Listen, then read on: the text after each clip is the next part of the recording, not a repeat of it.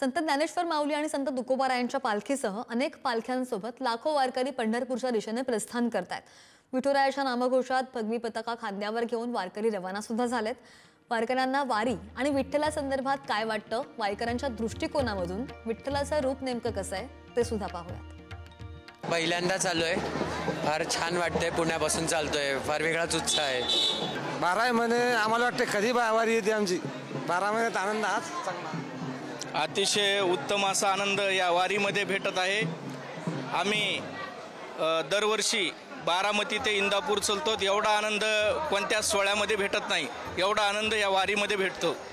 या वारीमध्ये कुठेही काही कम पडू शकत नाही आणि इतक्या लोकांना अन्न पाणी देतो। लंगडे असो, आंगळे पाजू, कसे असो, इतक्या लोकांना अन्न पाणी देतो म्हणजे किती विठ्ठलाची महिमा आहे।